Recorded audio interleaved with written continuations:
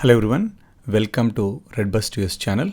In this video, we'll look at the court order that just came out today that actually cancelled the new H1B rules that came into effect very recently on the wage levels as well as the one-year approvals and other changes.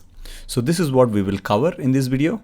Some of the background, what is the summary and what the court looked at, and what are the argument points from both sides, and what does it mean in terms of next steps and the conclusion as well. If you haven't subscribed, do subscribe to our channel to get regular updates. So this is the news that came in today, or I would say the court order.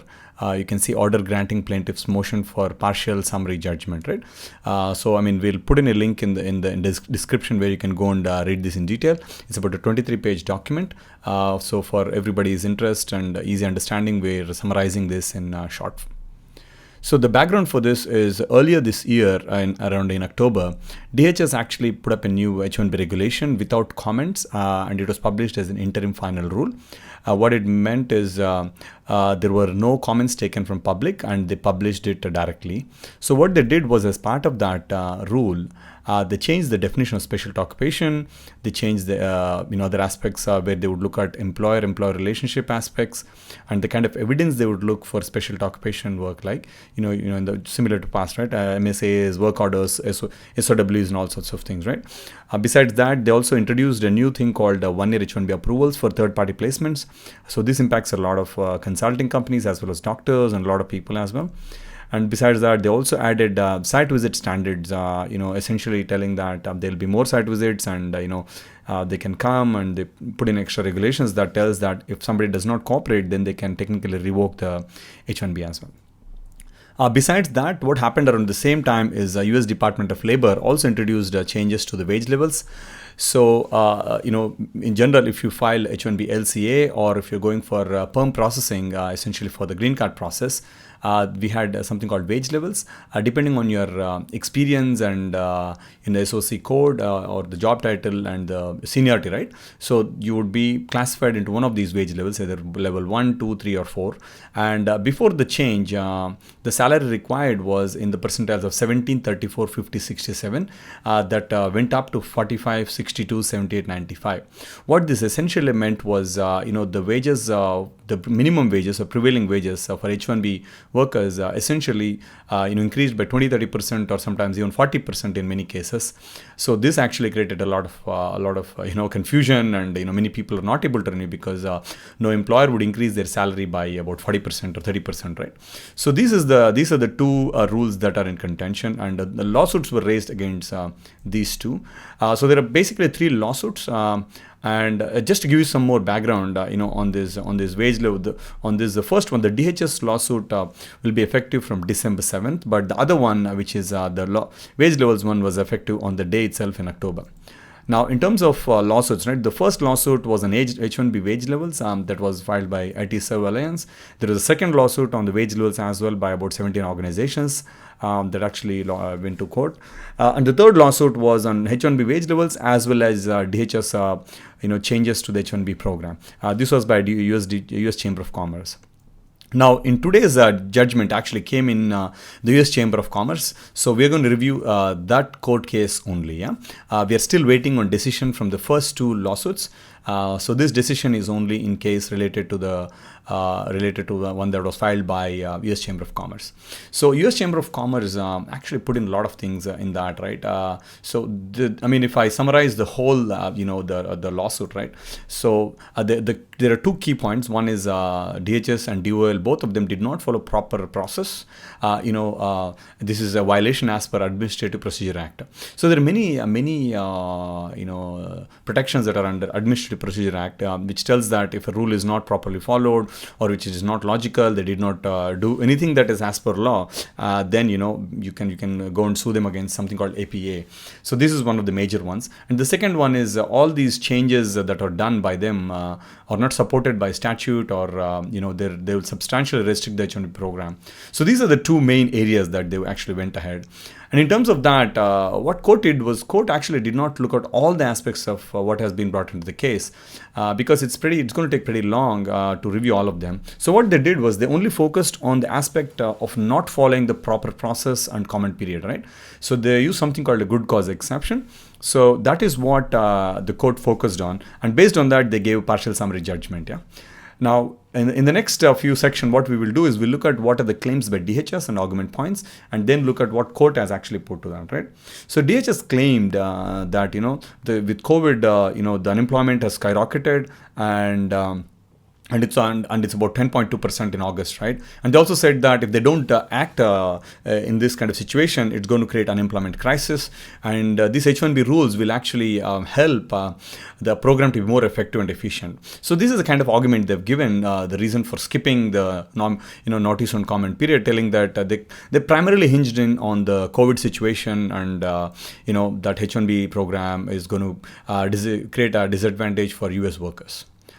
Now, court actually came back on this and said, okay, based on the facts and arguments, right? So court said that there is no proper reason provided by DHS to go through this good cause exception, because the good cause exception is an extreme, case that is used when there is real emergency and real harm to life or property or public safety. In this case, none of these three things are there, right? So they can't use this, good cause exception for their own delays, So the delays are because they delayed for 6 months, they did not do anything, and they kept giving excuses. Now they're giving just excuses for their delays and telling that, this will actually, solve the problem, right?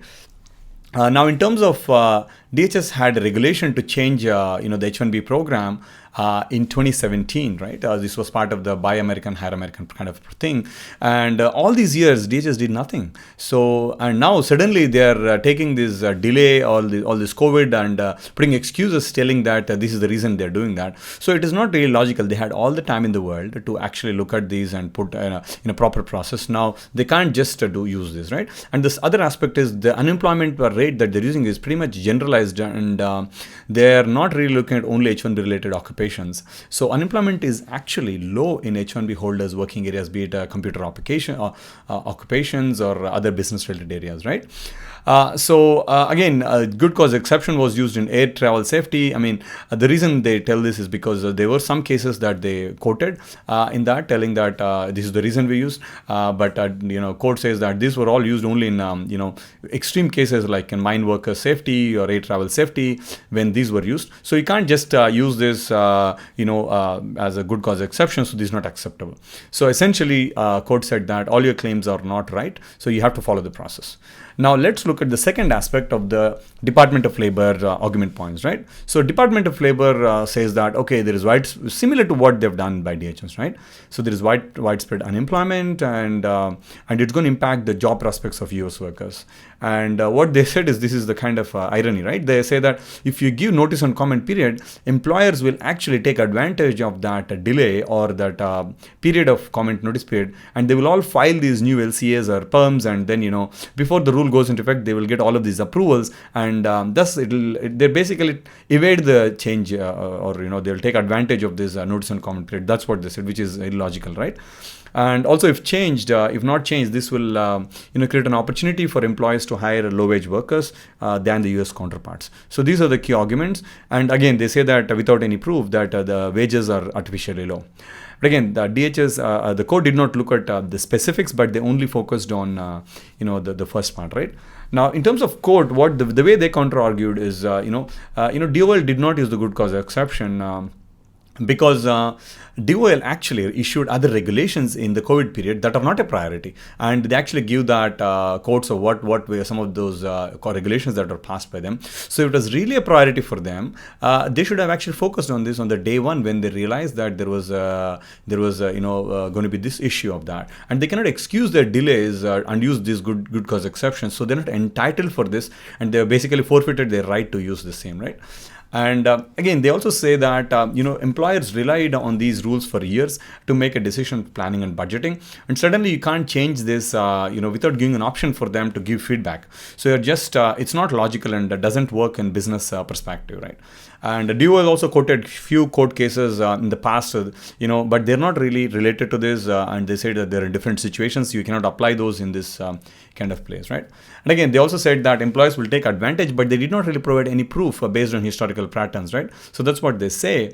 but there was no proper proof given by them. So that's the reason they say, based on all of these things, we believe that DOL did not really have any substantial reason to use this good cause exception. Now, in terms of decision, this is the decision that came out. All it says is, set aside the court sets aside the rules on the basis of this, right? And that's all they're saying. So essentially, the two big regulations, both by DHS and DOL, have to be set aside, and that's what the order is. Now, in terms of next steps, right? So the court just gave the order today, and we do not have any update from DHS or DOL on this. So we need to wait on this. So what can happen, right? There are three things that could happen. One is DHS accepts the court decision, DHS and DOL, and they issue a press release stating the next course of action, what they could do, right? The second one is they actually appeal the decision. The third thing that could happen is they can go back and start the standard process for native subject comment period and let this rule go through. But again, it's going to be not effective because it's going to take some time for the regulatory process, and the new administration does not have that amount of time, so it's going to take at least 6 months, so they can't really go through this, right? So again, these are the three possibilities that could happen. Again, what is unclear is how DOL would handle the prevailing wage situations, prevailing determination situations, especially for perm, that happened in the last couple of months, right? And because the process can take up to 5 months. So essentially, the point is we need to wait for guidance from DOL on this, right? So all in all, the conclusion is that in the court's judgment is very clear that both of these rules by DOL and DHS are not valid anymore, and because they did not follow proper process. That's why they are not valid. They should be set aside. And we are essentially waiting for DHS and DOL update on this. So we need to wait. Until then, we cannot really make any decision or have a proper conclusion on this. So once these decisions come out, then we need to plan for. Then we'll know what exactly the outcome is or the next steps are. So if you are in a situation that you need to file extension, or if you're planning for prevailing wage determination kind of process, so you need to talk to your employer and basically wait for what these outcomes are going to be, and this what DHS and DOL will say. Based on that, then you basically file these accordingly. So again, thank you for watching. Do subscribe for getting regular updates.